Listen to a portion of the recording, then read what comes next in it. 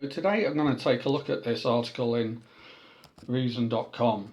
So we can see here from the headline that the former NIH director basically has said that ignoring the collateral damage inflicted by COVID-19 policies, which is basically lockdowns, was really unfortunate. I think really unfortunate comes under the heading of a major understatement.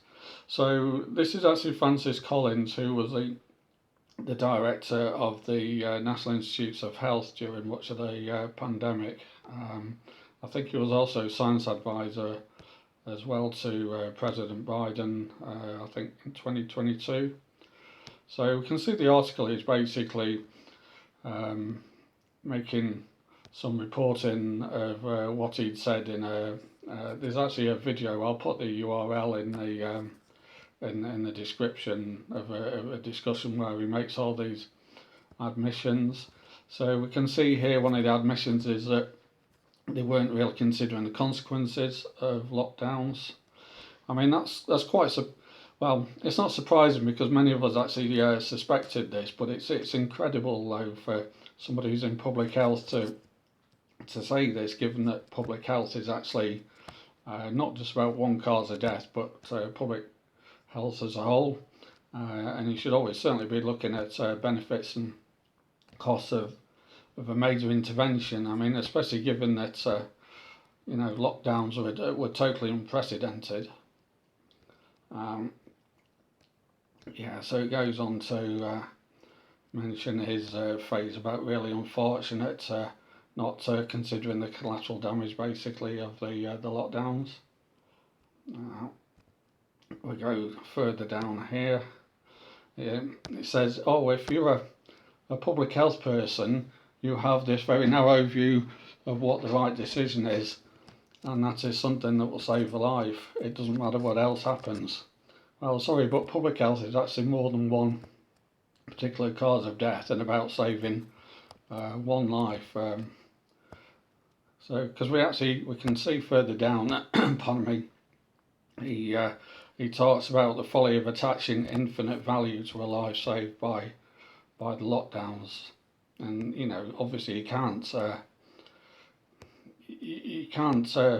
put infinite value on one individual life as much as we'd like to. It doesn't work that way because there's always trade-offs.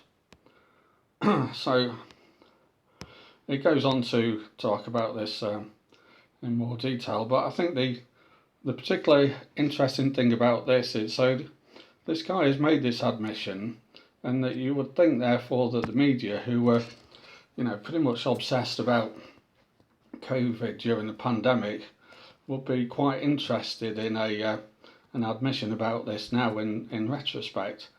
But if we do a Google search like I've done here, you can see that there are some outlets that are talking about it. So you've got Reason Magazine, WSJ, I think that's a Wall Street Journal, one or two other places, National Review, New York Post.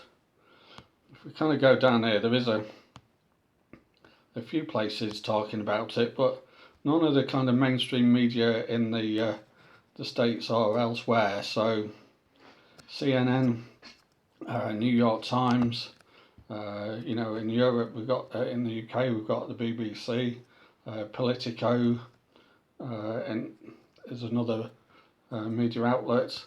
None of these are actually covering it according to this Google search. Now I know that Google search is not an honest broker, in the sense that they do, either downgrade or hide certain things that might be come up on upon me on a totally transparent search. But I can't see any reason why they would hide CNN or somebody like that reporting it. I mean, we can certainly go and add that to the search here, and you can see it doesn't come up with any CNN articles about this admission.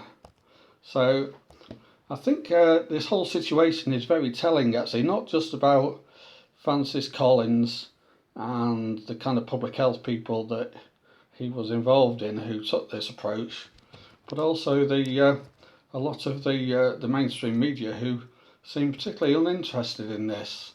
Now, it could be that they're not aware of it, but I find that quite hard to believe.